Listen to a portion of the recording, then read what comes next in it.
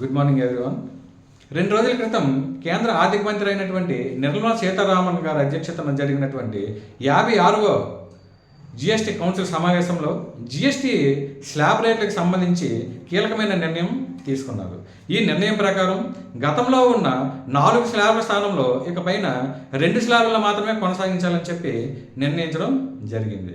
గతంలో ఉన్న 5%, 12%, 18%, 28% స్థానాల్లో ఇకపైన 5% మరియు 18% మాత్రమే జిఎస్టీ విధించాలని చెప్పి నిర్ణయించడం జరిగింది.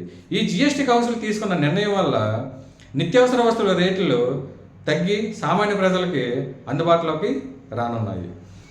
ఈ జిఎస్టీ స్లాబ్లు తగ్గడం వల్ల ఏ నిత్యావసర వస్తువుల రేట్లు తగ్గినాయని మనం గమనించుకున్నట్లయితే తలకు వాడే నూనెలు, షాంపూలు, టూత్ పేస్ట్లు, టూత్ బ్రష్లు, టాయిలెట్ సోప్స్, అలానే షేవింగ్ క్రీమ్స్, ఈ యొక్క నిత్యావసర వస్తువుల యొక్క రేట్లు తగ్గనున్నాయి. ఎందుకంటే గతంలో వీటిపైన 18% జిఎస్టీ ఉండగా ఇప్పుడు 5% వీటిపైన జిఎస్టీ విధించడానికి నిర్ణయించుకున్నారు.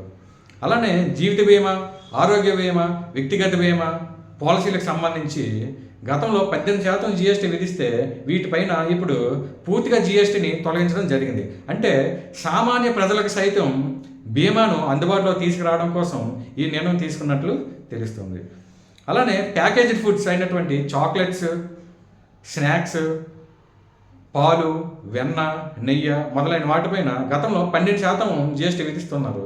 వీటిపైన ఇకపై 5% జిఎస్టీ విధించడానికి నిర్ణయించడం జరిగింది.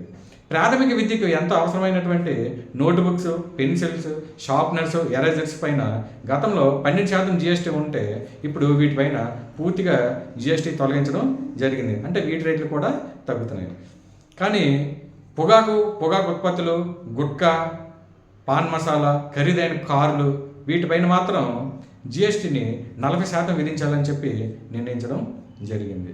ఈ జిఎస్టీ కౌన్సిల్ తీసుకున్న నిర్ణయాల వల్ల వాణిజ్యం పెరిగి వినియోగం పెరగడం ద్వారా ఆర్థిక రంగం బలోపేతం జరుగుతుందని చెప్పి జిఎస్టీ కౌన్సిల్ తెలిపింది. ఈ నిర్ణయాల వల్ల చిరు వ్యాపారస్తులు, రైతులు, మధ్యతరగతి వారు, మధ్యతరగతి ప్రజలు, యువత, మహిళలు లబ్ధి పొందుతారని ప్రధానమంత్రి అయినటువంటి నరేంద్ర మోడీ ట్విట్టర్ వేదికగా తెలియజేయడం జరిగింది.